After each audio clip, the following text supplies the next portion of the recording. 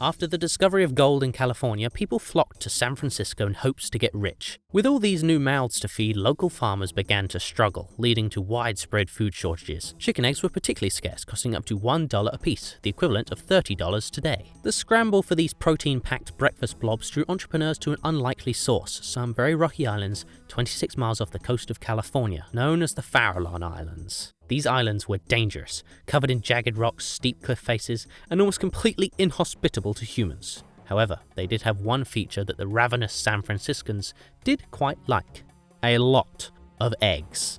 The Farallons hosted the largest seabird nesting colony in the entire of the United States, except Alaska.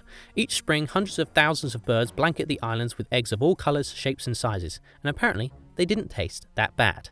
And so, the egg rush began.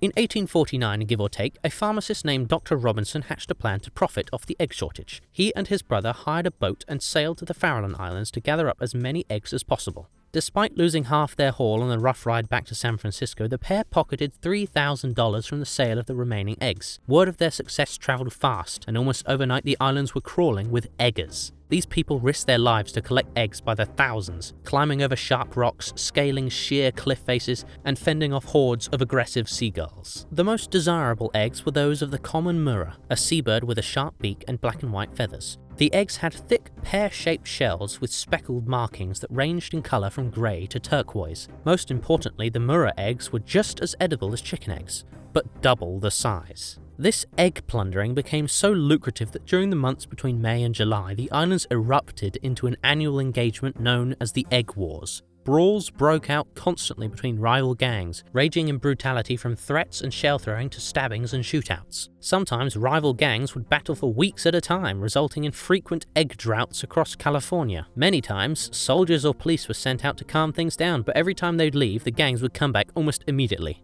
There were even egg pirates with boats equipped with small cannons, who instead of getting all hot and bothered collecting eggs all day would simply wait about here and then intercept any egg shipments returning to the mainland, threatening the eggers with cannons and guns. Back in San Francisco, the courts were barraged by a dizzying variety of egg-related cases that included charges of petty larceny, trespassing, property damage, resisting an officer, and even manslaughter. In 1851, 6 men sailed to the Farallons and declared themselves owners of the islands. They claimed ownership of the islands by right of possession, basically meaning they have it, so they own it. Kind of like finders keepers. As you can probably imagine, this was highly disputed by rival eggers, especially one of the larger gangs, a group of Italian fishermen. To complicate matters further, in 1859 the federal government appropriated the islands for a lighthouse, operated by a small group of lighthouse keepers and a mule named Jack. Jack, of course, did not operate the lighthouse, but he was there. The Pacific Egg Company hated the rival egging gangs, they kept challenging their monopoly. They also hated the lighthouse keepers who kept eating their eggs. The lighthouse keepers hated the egging gangs and the Egg Company because they kept assaulting them and threatening them with death. And the rival egging gangs hated the Egg Company who had a near total control of the egg trade. All of these conflicting claims festered into a brutal, decades-long power struggle over the Farallon Islands, all thanks to eggs. A particularly angry group of Italian fishermen, the ones from earlier, were not willing to cede control to the Egg Company so easily. They were initially granted access to the islands by the US topographical engineers. Not sure if they have that sort of power, but the Italians seemed to think they did. They attempted to take the islands many times, but every time the US Revenue Cutter Service, a predecessor to the Coast Guard, arrested the trespassers and confiscated their weapons. But they always came back. The accumulating tension exploded into a full-blown melee in the spring of 1863. The Italians, under the command of the very un-Italian David Batchelder, sailed out to the Farallons once again. Upon arrival, they were met by a group of employees from the Pacific Egg Company standing on the rocks armed with guns. The company's foreman, Isaac Harrington, warned the fishermen, "Land at your peril." Batchelder replied, "We will land in spite of hell." After which the Italians sat, had some drinks, and spent all night exchanging kind words with the employees. At dawn, the bleary-eyed fleet attempted to come ashore, and the employees of the Pacific Egg Company opened fire. For the next 20 minutes, the rocky peaks reverberated with the thunder of gunshots and cannon blasts. Bullets were flying everywhere as both groups fired upon each other for the sake of egg riches. The Italians had managed to shoot and kill one of the company's employees, but the Pacific Egg Company had much greater firepower, wounding at least 5 of the Italians, one of whom was shot through the throat, later killing him. Under heavy firepower, the Italians decided to retreat.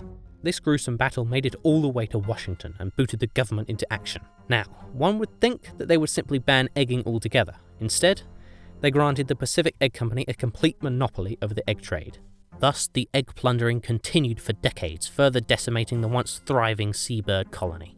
Over the next few years, the company became increasingly violent and confrontational. First, they demanded that the keepers remove the lighthouse foghorn, a crucial instrument that provides audible warnings for when the view of the lighthouse is obscured. It may save lives, but it also scares the birds away, meaning less eggs, meaning less money for the Pacific Egg Company. The final straw was when an assistant keeper was attacked for collecting a couple eggs, and on May 23, 1881, the US military finally forcefully evicted the Pacific Egg Company from the islands. The company's downfall opened the trade to lighthouse keepers and independent fishermen who upheld the summer tradition of raiding the roosts, up until the chicken industry finally caught up with the high demand for eggs across California.